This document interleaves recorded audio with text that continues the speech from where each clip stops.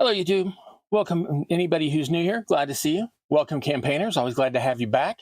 If you are returning, you're one of my campaigners, and I greatly appreciate you being here. And not even tell you how much that means to me. This is Campaign Train, and I am again your host, that guy Cross. And I see that we've already got LC out in the chat here. It's not showing me that anybody's there, but I see you chatting, so that's bizarre. Says I got an excellent connection. Can you hear me all right, LC? And can you see me all right? All right, so tonight I am planning on, oh, Mrs. Lynn is here as well. Hello. Yeah, it's not telling me who's seeing me. So, I don't know what's going on with that. So, okay, tonight I am going to look into, I'm going to talk about two different things. Specifically, I'm going to talk about phlox because somebody was asking me about those earlier this week, and I'm going to talk about different ways to make it. I'm also going to talk about some of the things you need to be careful of and watch out for when you're making it. And then after we talk about phlox, I'm going to switch back to talking about bricks and tiles like I've been putting onto the project for the last couple of weeks.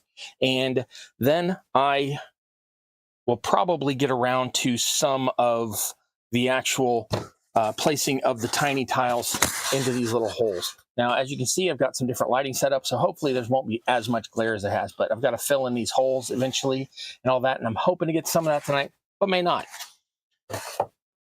Okay, so let's start with phlox. I need to grab some more. I will be right back, so I'm not going anywhere. Let me just tell you which ones I'm grabbing.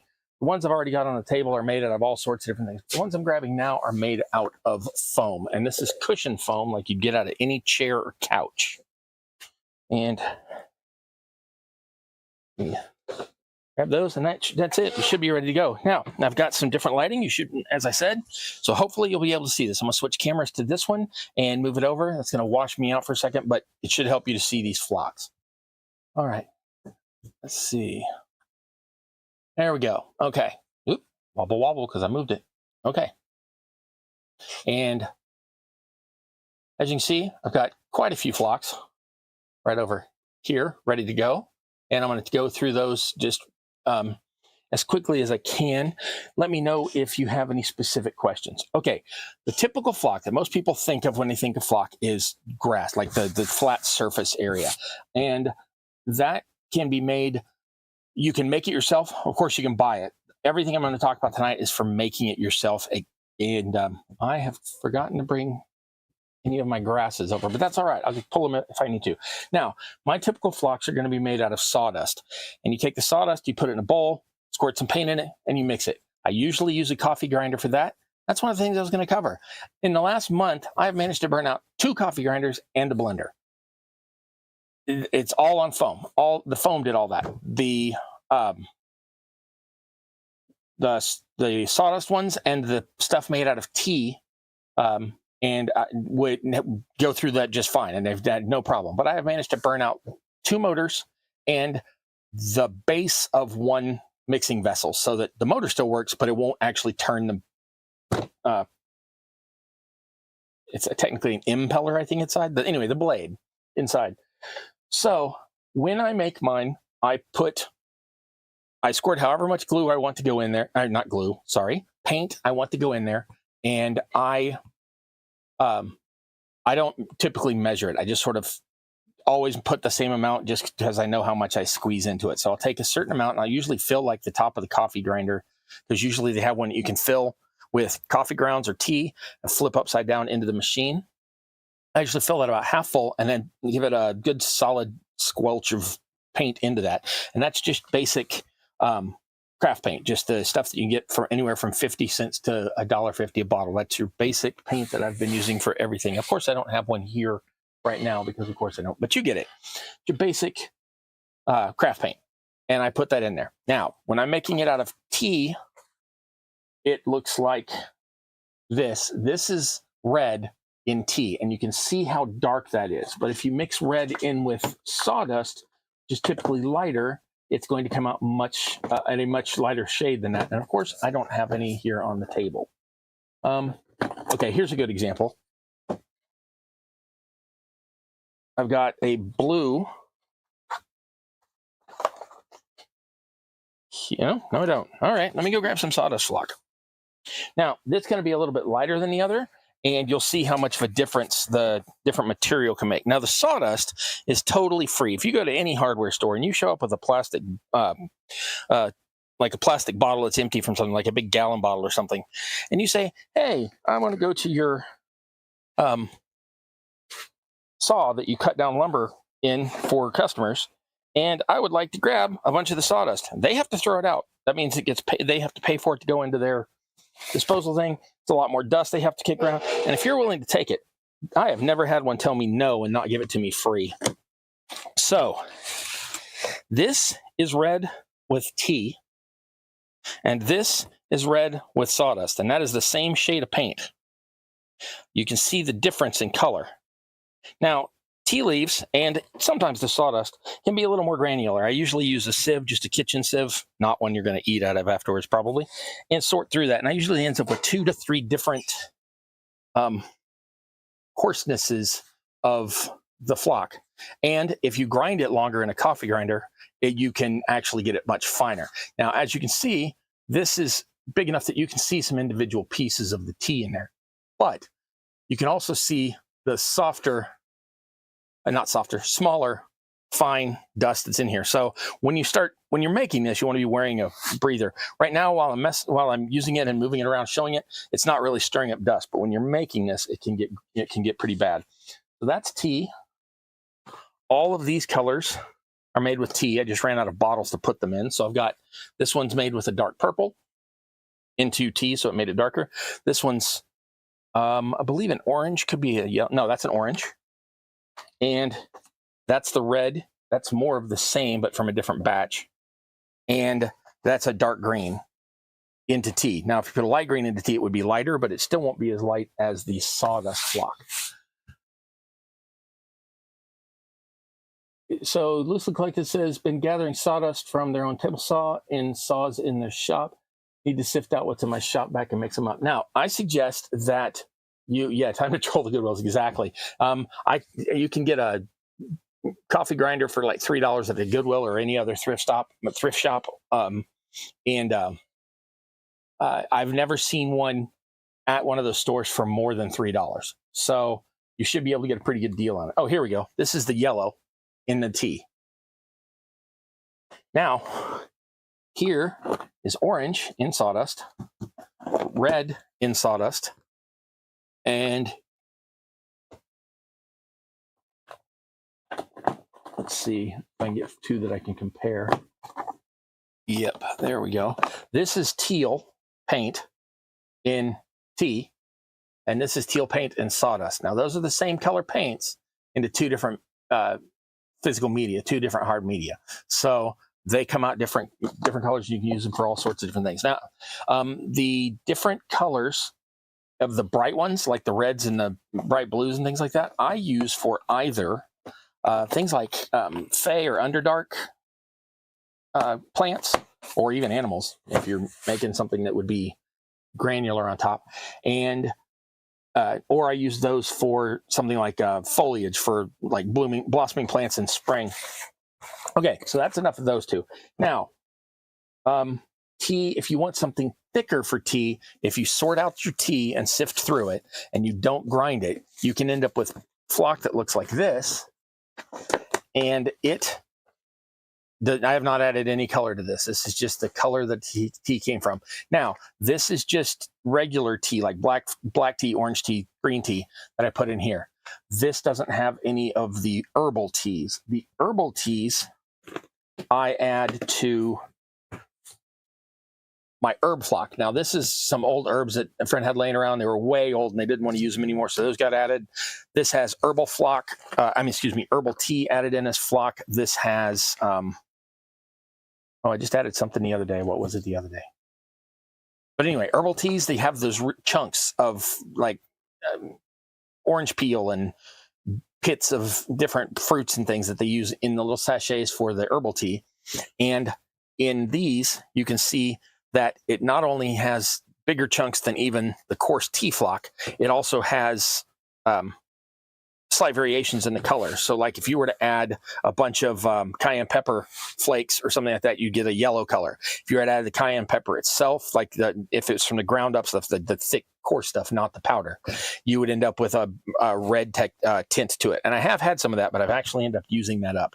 Now, once you have them mixed up, you're almost never going to want to use them by themselves.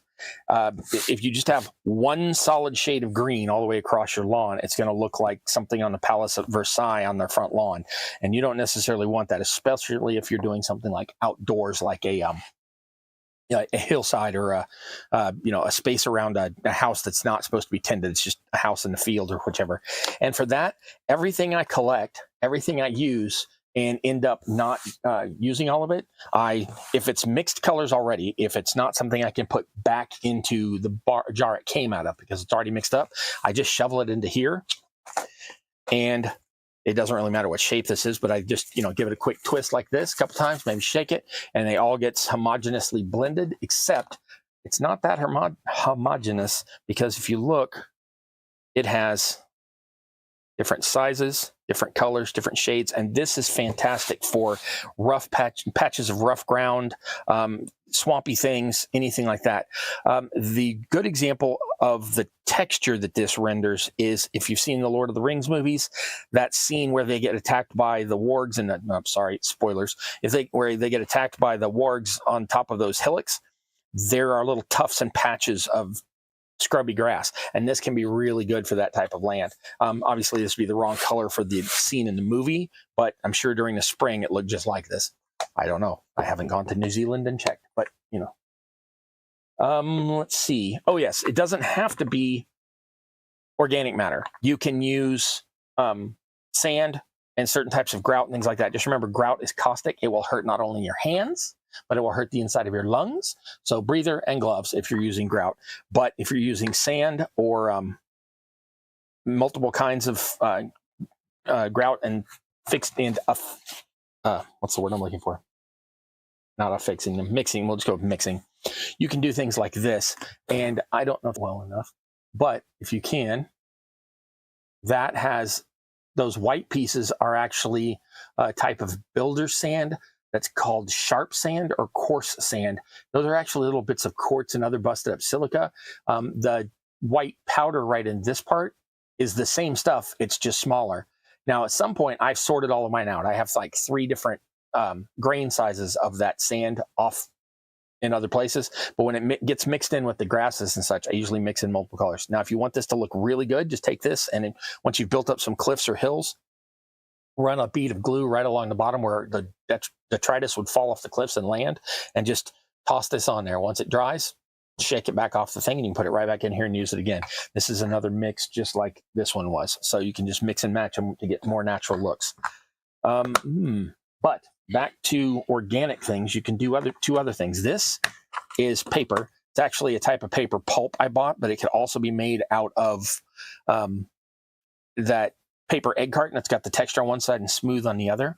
And you can grind that up, and it's very, very fibrous. It gives it almost a grassy look to it. And I find this makes little clumps of grass on the surface where, like, you might have a hillock or something and you just need little tufts of grass, that this works magnificently. Now, I did paint the grass at the same time as I blended it. Same process as the others.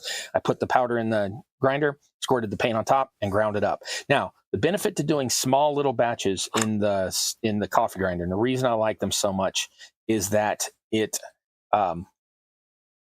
by the time it comes out of the coffee grinder, it's almost completely dry anyway, and you could use it immediately. You can, of course, let it dry overnight. Now, any of these that you put wet paint in, especially the teas, because teas hold moisture for a long time.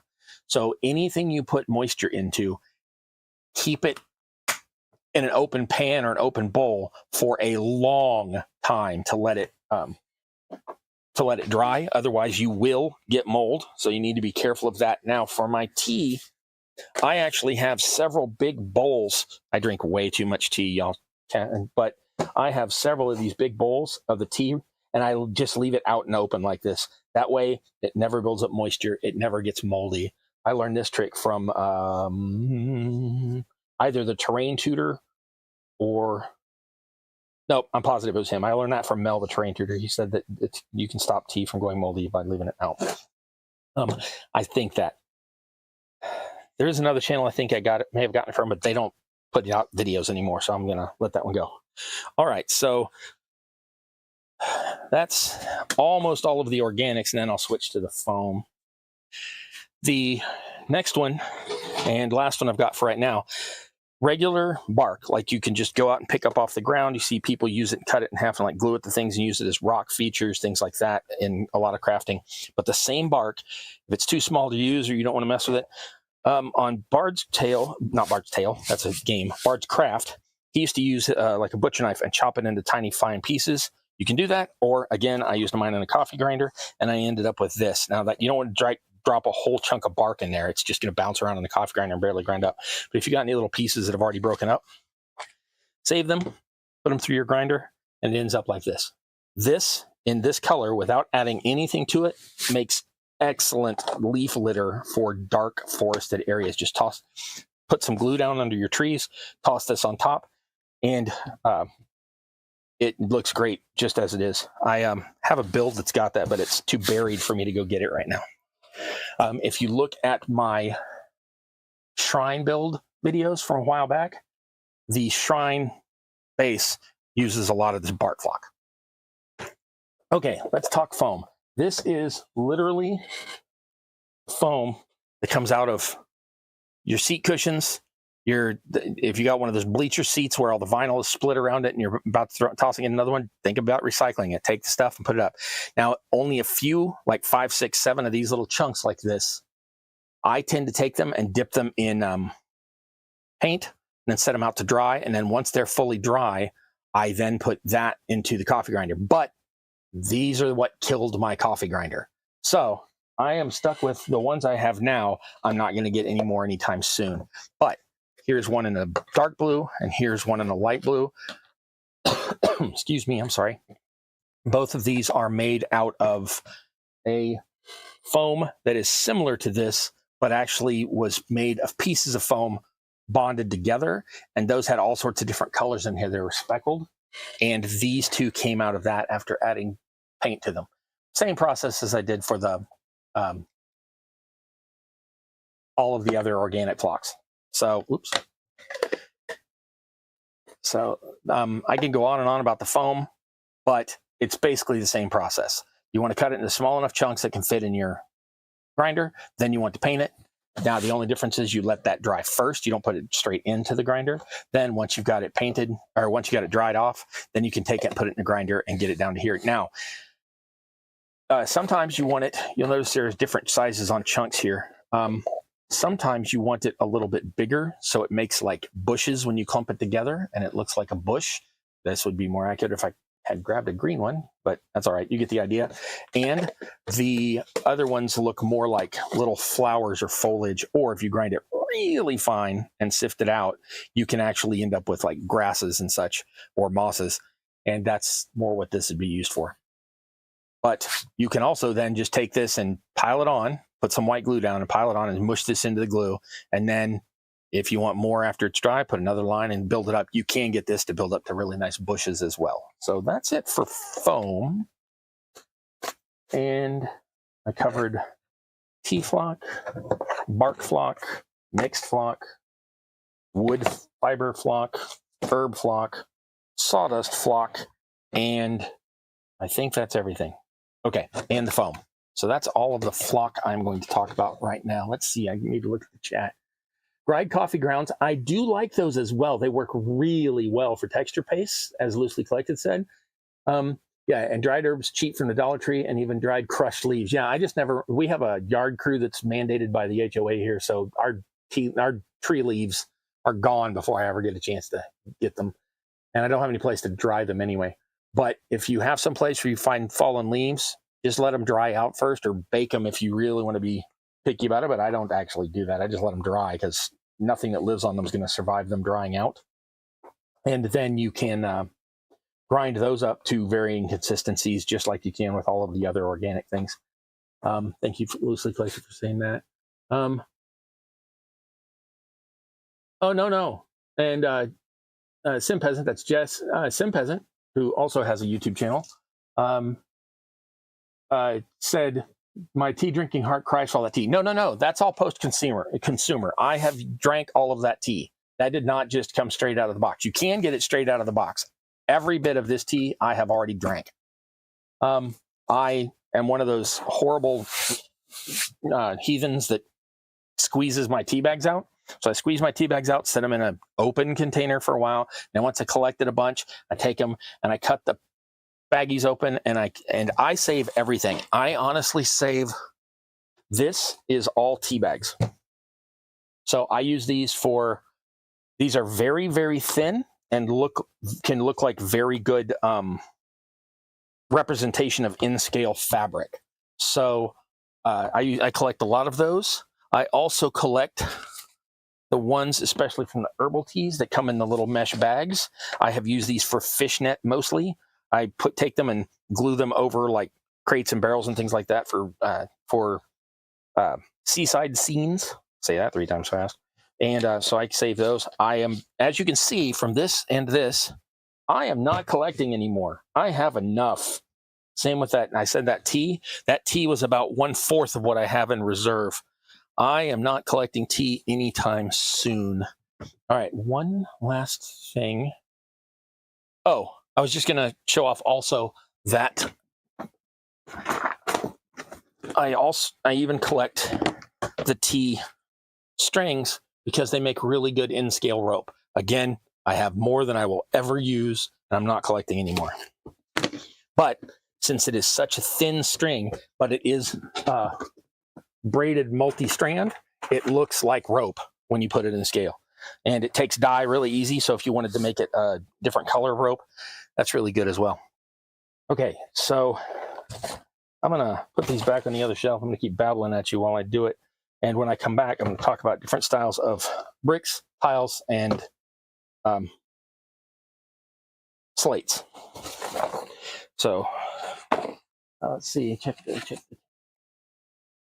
Leave gaps for the air to move through the trays. Yep, and load the paper with thin layers of what you're drying. Absolutely. It lets them dry faster, and it stops them from getting mold. What the flock, right?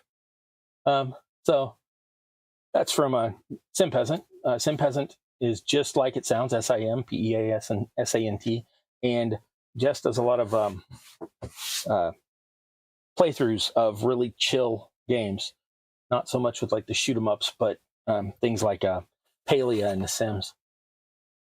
The trick I heard and haven't tried is to put water and foam in a blender. I tried that, and that's how I burned out the blender. There was water and foam in there, and it was not particularly a lot of foam. I just think the blades don't like to go through it, and every time it catches it, like several hundred times a minute as it's grinding, each one puts a little bit more force on it. I actually heated the base plate. I've got a glass body to the blender and a metal shaft for the blender and a metal blade for the blender. So all of that's really sturdy, but where it fits on the bottom of the glass, where that screws on to hold the blade, the plastic little ring heated up, and now when I've got it on, it won't spin, and if I loosen it a little, it leaks. So word to the wary. Okay, a while back I was using the leaf punches. I have those. I have a leaf punch for that. I don't know where it is, but I have one of those, but it just wasn't making them as quick as I needed them. If I was putting them on a tree and I had a chance to just take a paper and punch them and just like watch a show or something and punch them and collect all the leaves and then sprinkle them on a tree, I could see doing that. If I'm doing a whole landscape, it's just not worth the effort to me. Try out coffee filters. Yeah, the coffee filter is exactly the same thing as tea bags. I think I need to be grateful my arty craftiness never got to the point where I made diagrams and stuff like that. Oh yeah, I have 500. I have literally 500 pages of projects I can work on, so I will never run out of creativity ideas. People are like, how do you break creative block? I just open a notebook and grab the next one that's in the list. Never used foam yet. Yeah, I wouldn't bother. You can get foam flock that looks really good. Most people call that clump foliage. Unless you have like a high, I mean like $300 or $400 will grind concrete kind of blender, I wouldn't do it because I think it's going to burn them out. I've burned out so many, like I said, at least three motors doing it recently.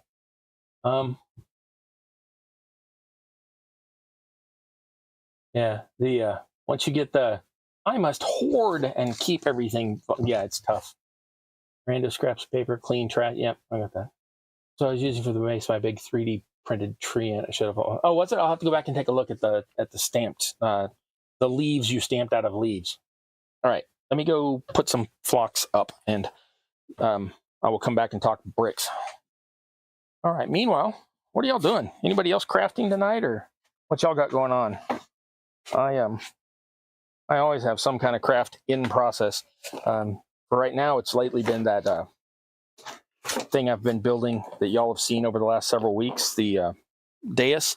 But I've also been working on other versions of my city block blocks, and I've also been planning the video shoot for my little boats that I showed off a while back in the community tab. All right, I am almost done putting up flocks.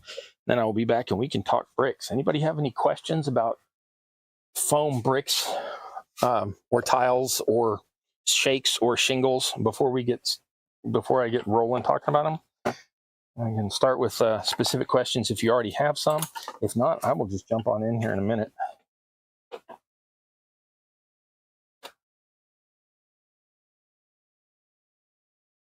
All right, 2 more, then I'll be right back. Like I said, write down your questions if you got them, and I will answer whatever. Otherwise, I'll just jump in here in a minute.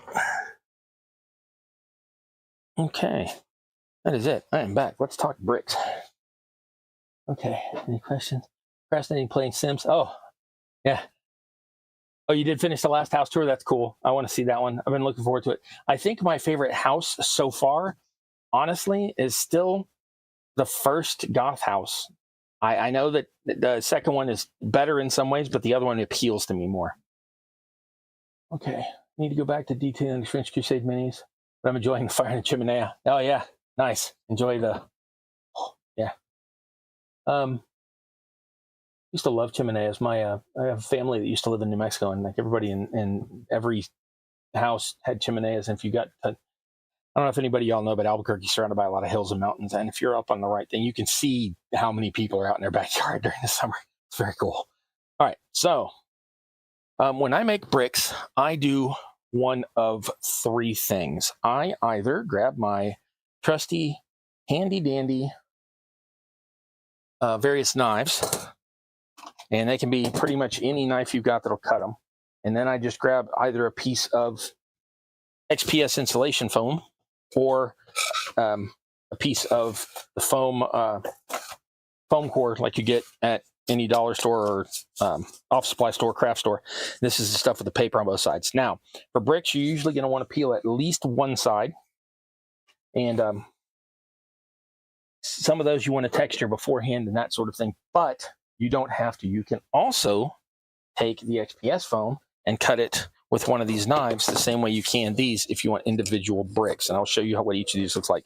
You can also use a hot wire cutter to cut them. Now, these were cut on a hot wire table, so all of these are fairly uniform and have not been textured. You can texture them one of about 3 ways. One, you can take them and literally just squish them in your hands and roll them up, and that gives a texture like this, where it rounds the corners a little, but it doesn't really put dents into each brick. But sometimes they do get a little, find a good one here.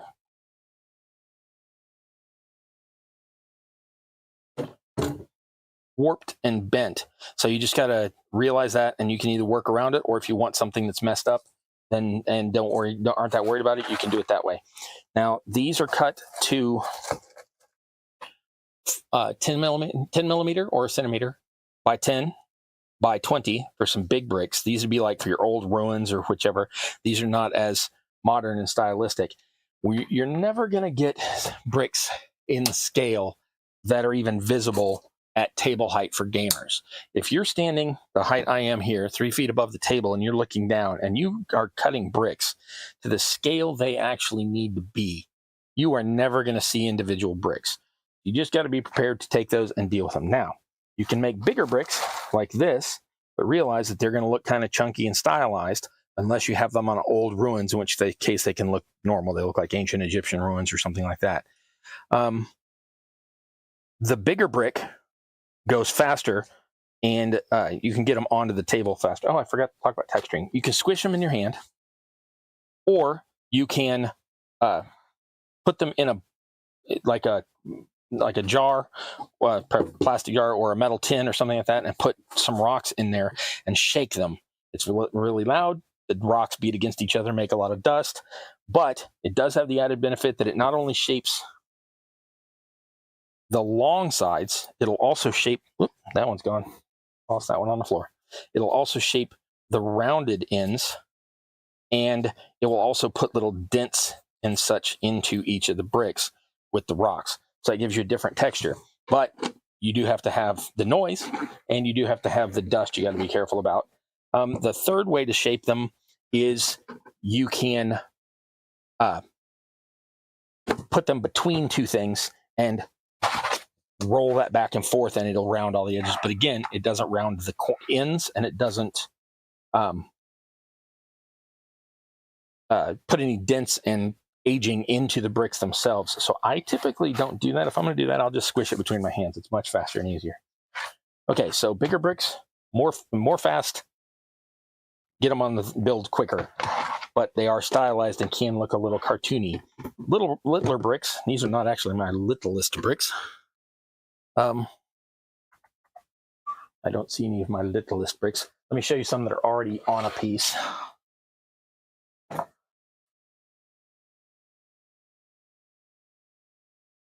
Huh, I don't seem to have any on a piece.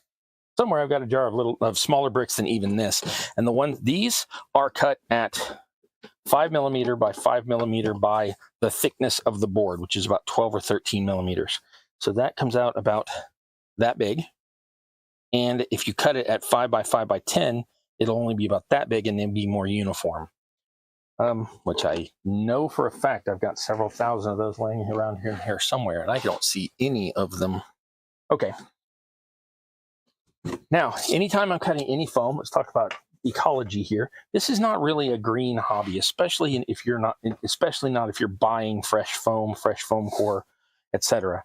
So I like to save all of my offcuts in what I call rubble bins, rubble boxes. And that way, if I just need like a ruin and I need bulk on a thing, especially if I'm going to end up like covering it up with moss or anything or dirt afterwards, I can just take some of these, put some glue in a corner, mush these in there, put the next layer on, push them in, push the next layer on. And once I get that corner built up like I want, then I can just let that dry. And then when it's done, slap the base coat and the colors on it, and then sprinkle whatever type of flock or whatever on top of it. But I save those for all sorts of things. Sometimes the longer ones like this even end up being useful as supports, or I use some of these in my little boats I made. I use some of these little offcuts that are straight as seats in the boat. Okay, another way to do bricks. Oh, sorry, talk about sizes. You can also do tiles like this, and tiles is basically the same thing. It's just a thin brick. So this is a 10 by 20 by 5, and this one's 5 by 5, give or take. I sliced all of these in half by hand, so they are close because I actually want kind of a wavy, undulating, handmade look to those. So that's some tiles. Here are some smaller ones that are 5 by 5 by, 10 by 10 by 5, and these are the ones that I actually used here and on the previous build that I did, which is right here. Here's some of those bigger tiles. And these are not actually these cut down. These right here are the same. So I've got these here and here. Now, you notice the bigger tiles around this outside edge. And so that is easy enough to do. You just need to make sure that if you're trying to make them take up a certain amount, you want to have them like inch by inch or whatever, or 20mm by 20mm, whichever your size is. Here are some, oh, here's my uniform bricks. I didn't realize I had cut them out of foam core, but these are 5 by 5 by 10. As you can see, lots and lots and lots and lots and lots of options. All right. Well, there was something I distracted myself. Okay, here's some of the longer flatter tiles. These are 15 by 30, I think. And I wanted these to look like a road. This is supposed to have, like, you know, it would be supporting wagons. So sometimes you want to take into account. Now, since I knew the traffic would be going this way, I don't want the lines that are lined up to be lined this way because it's too easy for like wagon wheels to get caught in it. So this is the way a street would actually be arranged. And I have done the same thing here, slightly different style of tile, but the same thing. So this road would continue up this ramp and this way with thought given to where wagon wheels would go. Let's see. Where are we going? Let's see. I got to go back and read what y'all are typing here. Oh, the first one looks more accurate. South of Old Victorian. Yep. And yeah, there's all sorts of different stylistic looks you can go with. Let's see. Love the classic Goth house, but the refurbished one is more put together. Yes, that's true. That's true. I don't know what it is about the first house you showed. I just like it best. Maybe it's just because it was the first house that I saw you show. Okay. Have I ever used epoxy for lakes or waterbeds in any builds? I have not. I have had such bad luck with epoxy in its actual uses, like plumbing and auto repair, that I typically that I have been avoiding it. Now, I do have some of the 5-minute epoxy in the syringes, and I'm probably going to use that for some smaller pools, or maybe the water in a fountain for like something. If there was supposed to be a fountain that sat on here, I might fill it with that. As far as pouring epoxy, honestly, right now, I don't have the budget. This is a shameless plug for my Patreon and all that. So while I'm thinking about it, let me show my patrons.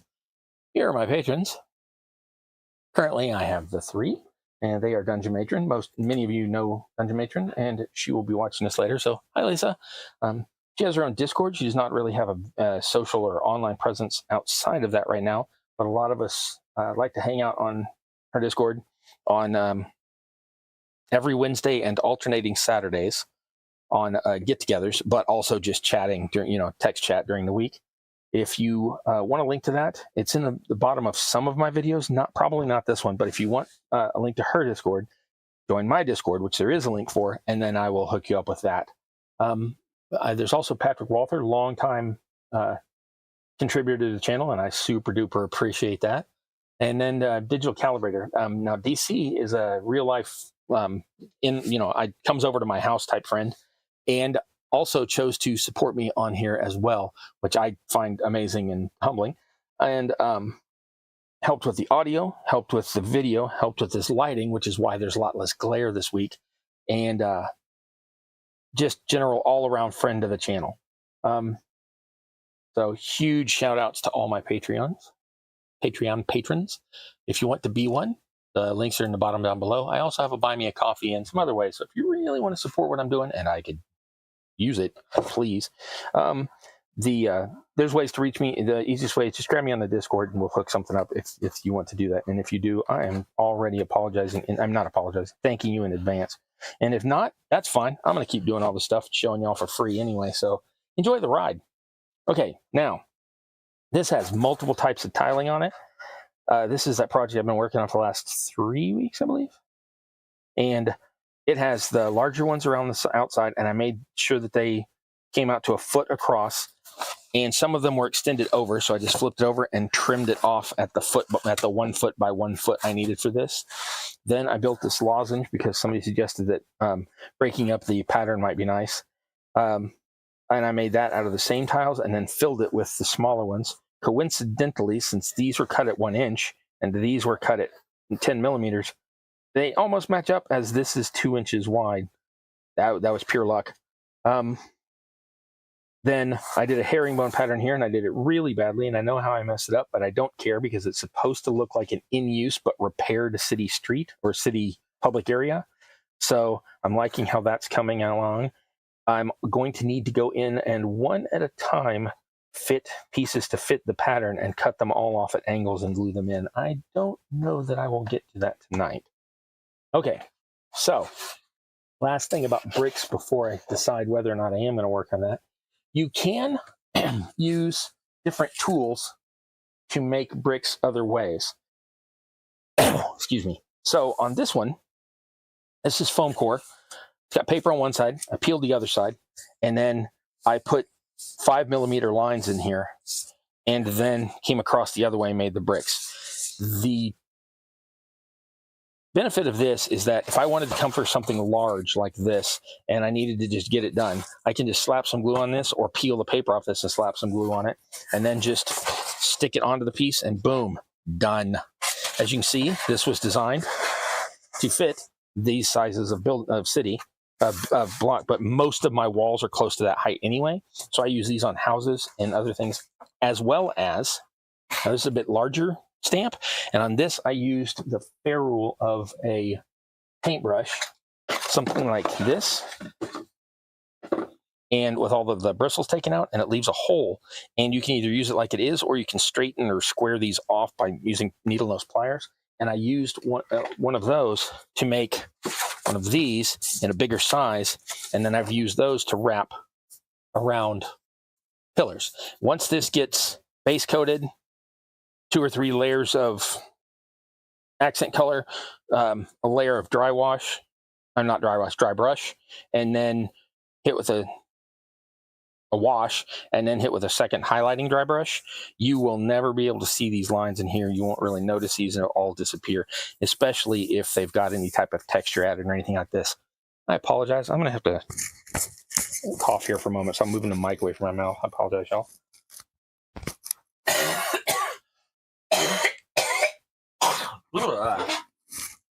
On my old mic, I used to have a mute button, and I do not have one on this, so I apologize for that.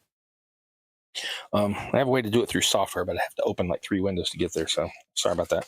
All that dust is from all of the little bits of foam that are on the edges of all these, the sawdust, the tea, and everything building up, so I apologize for coughing at you. I promise I'm not dying of...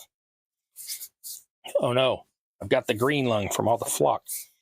So then you can wrap the bricks around like this. Once they get filled in with some filler or just some grit, you'll never be able to see that, and then once it's painted, good to go. And this is much faster than trying to build one of these individually and get each of the bricks to curve around it, or to stick them on and try to bend them to as you put them on. This way, I just put the glue on the side of the cylinder and then just wrap these around it. And held them in place with, I think on these, I wrapped them in a plastic bag and rubber banded it. No, I may have hot glued these and they would have stuck instantly. So there you go. All right, I am done talking about bricks unless we have more questions. Let's see. This is the season of cough. Yeah, it is the winter right now. Oh, yeah, exactly. I know the feeling. Views are all I can contribute. All moral support. Woo! All right. If I ever need original house design styles like The Sims for some. Oh, yeah. I'll go back and take a look at that. Yes. Sim hasn't said that they have a series on their channel where they showed off the houses that they made in the game or construction simulator. I don't remember. Willow Creek. And you also had those ones like the tiny house, like the what am I trying to say? The ones with all the barns and all that. Those are adorable. I love those. Okay. Well, one of the crafty people I like to watch has been making templates to texture foam strips for like the roof panels and bricks. Yeah, exactly. And and laser printer. I don't know about laser cutter. I have, and I have done things like I have. Again, sorry. I have. These are my own design, but I copied some like 20 others.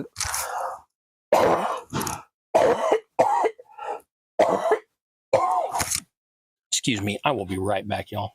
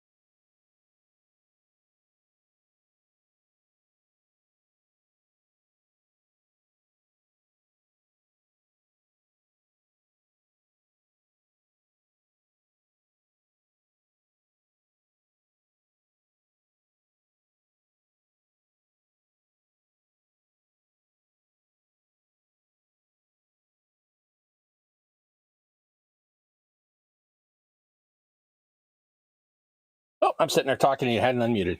Basically, I was just apologizing. I had to get a drink of water. There was no way that was going to fix itself. Okay, so I cut these on my laser cutter. I designed this, but I copied the 100 other designs that are out there. This is not original or unique to me. I happen to make this to fit exactly on, not this one, but one of my sets of foam is exactly the right thickness to fit in here. And I use those, and I'll put a brick and I'll cut it, fit in exactly here, and I'll push it in here. And then I take this and cut it into my hot wire cutter one at a time. And that makes shingles that look like this. And then I can lay those down. But there are ways to make similar things to this that also work for bricks, not for instead of shingles. So I think those are pretty cool. You can also, of course, make a bunch of shingles by hand this way by just using like food card. And you just cut it basically 2/3 to 3/4 of the way across that. So you have the long strip. And then if you want, you can cut off the little corners to give it a more little flare. And you just do that on random corners here and there. And then when you lay these down, try to get them interspersed with each other so that the crack doesn't keep running all the way down the roof. You want the tiles to overlap, or the shingles to overlap each other like they really would. Then a thing that I learned from Summon Lesser Maker is using these type of pinking shears with the curves, and these will make little tile-shaped cuts on the end, so all your little tiles have scallops on them. And you can do the same thing as this by running that across that way, and it just leaves the little circles. And you can just leave them like they are, or you can cut between each of these little gaps and make shingles that way, and then make them so that they look more loosened like this. And if you really want to get all fancy with it and want it to look a little bit older, you can also then take some of these corners and like turn them up as you're building, and it looks like there's been a little bit of wear and tear. So bricks, shingles, shakes. Shingles are on the roof, shakes are on the side of the house, but they're basically the same thing.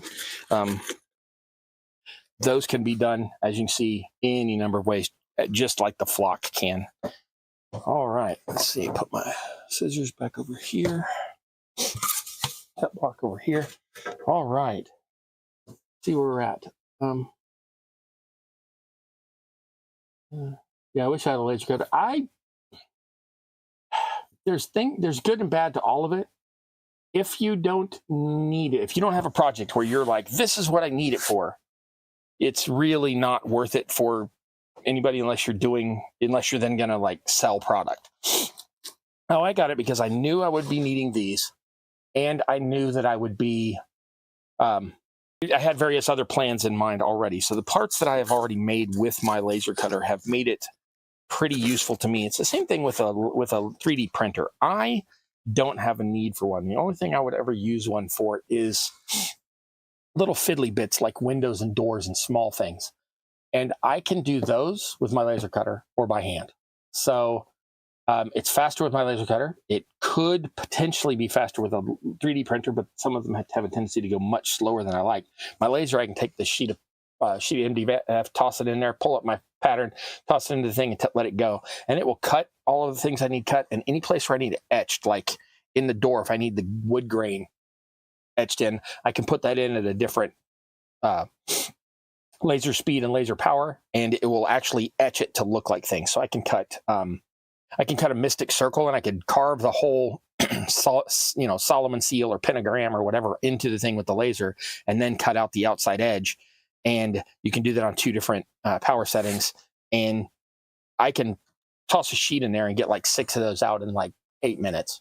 Or somebody could 3D print one, and depending on the printer and depending on the orientation of the piece and 20 other factors, that could be the same 8 minutes if you got a really fast printer, or it could be 4 hours. And it depends on layer levels and all that. So I have not felt the need for a 3D printer, but I have been pretty happy with my laser cutter. I don't suggest it if you don't have a project in mind. All right. Yeah, ceramic tile roofs, exactly. You can do those with the scissors. You can do those with the, you'll notice that one of my patterns has rounded. I can take that and run the wire around each one of these little curvatures, and they end up looking more like the Spanish tiles. I say Spanish tiles are, 1,000 years older than that, but you know what I mean.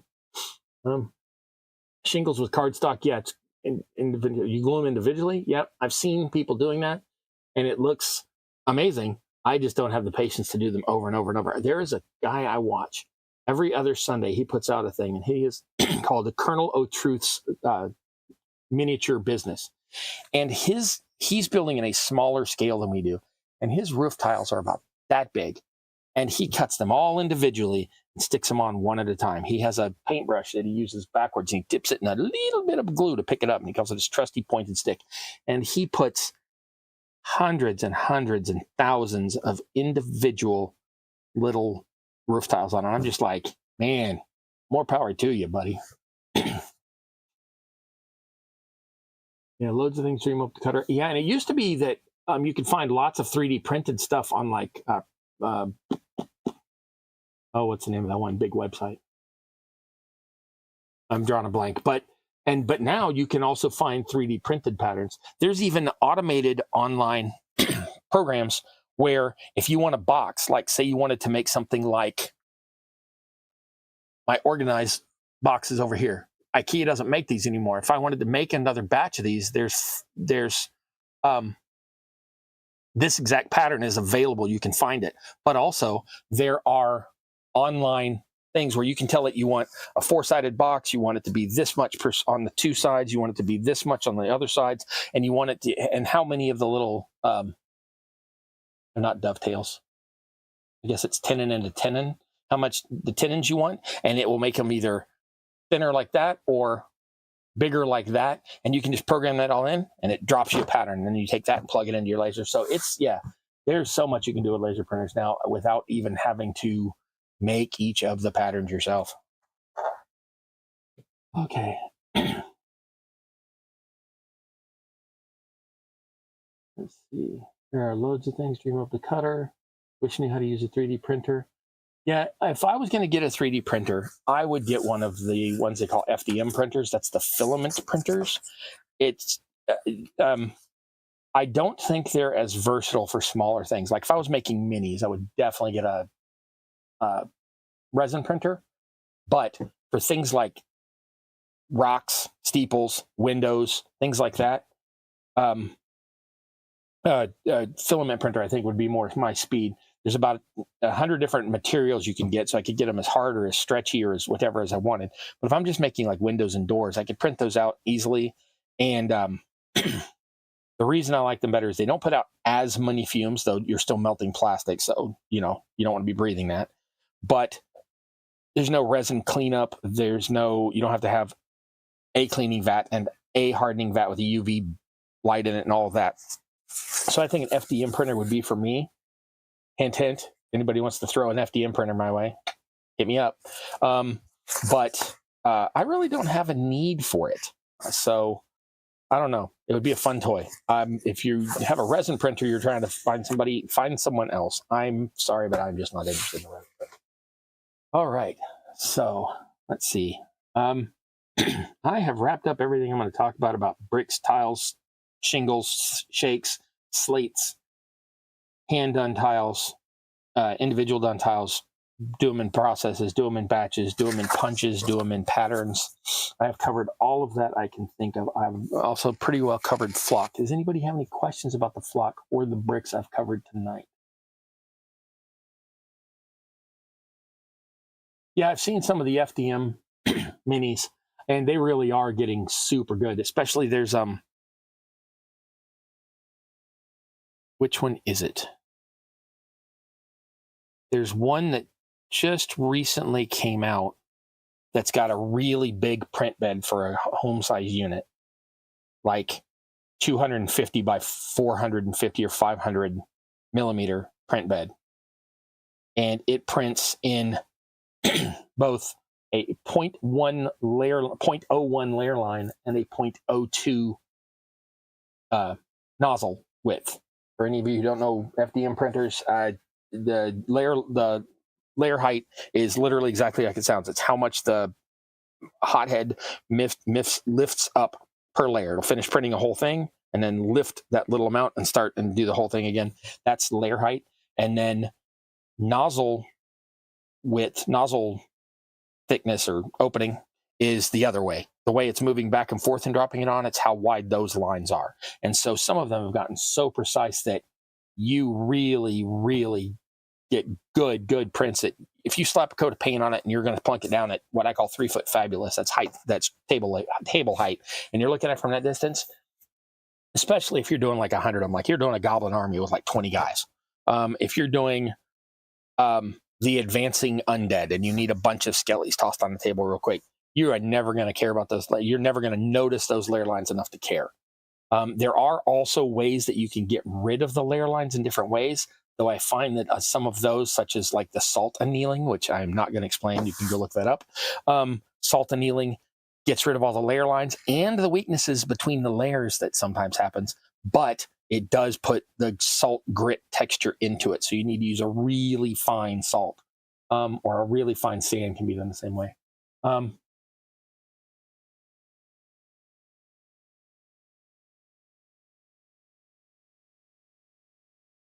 Okay, I think that dropped out for a second. It looked like my streaming software dropped out. Oddly, for once, knock wood, my YouTube connection didn't. That was the connection between the two apps. So sorry if I disappeared there for a second. You can swap most FDM to 0.2 nozzles, yep, and then set the layer height really low. But Bamboo has all your printer profile settings already figured out. Yeah, that's the thing. Prush is pretty good about that as well. The others, even Elegoo, which is on the ball, but there's still tweaking that needs to be done. But yeah, that's just getting amazing anymore. There are printers that are being made now, but not at the consumer grade level yet, or consumer price point yet, that print 0.005 and 0.0075. So it's 1/200th of a millimeter. Anyway, like paper thin, literally like paper thin, and like thinner than cardstock for the print lines, and that's for the FDM printers. That's almost like the resin 12 gig, 12 gig, 12 meg, whatever. The 12s on the resins are about that same. Yeah. Ever start making things? I know who to. Yeah, if even if I don't know it, if it is techie and it can be in anything miniature or quick fabricated, like if you need bolts and things like that, I know where you can go to look for it and all that. I don't have any hands-on experience with it, but I study it.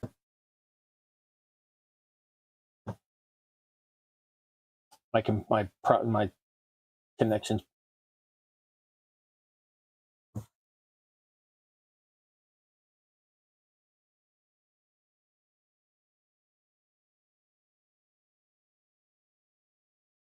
Okay, it's now YouTube's not liking the fact that my other app won't talk to it correctly, so I hope you all can hear me right now. But yeah, there's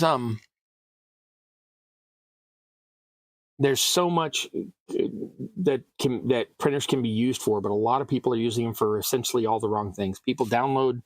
I'm trying not to get too political on this, but a lot of people download stuff. They'll just go find a free pattern. They'll print a bunch of those and they'll take them to like art shows where it's supposed to be handcrafted things, and it's just not, because all they did was download something off the internet and print it. Same with some of the websites like Etsy and stuff have too much stuff that's the same and the same and the same. They literally downloaded it, printed it, and then they put it up there like, oh, I crafted this, which is why that's all the exact stuff that I wouldn't want one for. And again, I was talking about this being a green hobby. That's a lot of stuff that is just going to end up straight into the landfills. And that doesn't make me happy. So for me, the only thing I would use it for is like window frames, doors, small things like dishware on tables, bar fixtures like mugs and smaller kegs, things like that. But for what they are useful for in the crafting industry, they're absolutely amazing. For what they're useful for in the rapid prototyping, you're not going to try to make, if you find a particular thing that works for like, makes your door hitch on a particular make and model of your car work better with this little piece of plastic, you're not going to want to take one of those and print it on a 3D printer 500 times. You're going to want to go get it injection molded and all that. So, but for rapid prototyping, they're brilliant. And for miniatures, mwah, mwah, mwah. So, yeah. All right. I think since I am kind of at an impasse here I'm about to I would be starting in on this. I think what I'm going to do is I'm going to put this off till next week.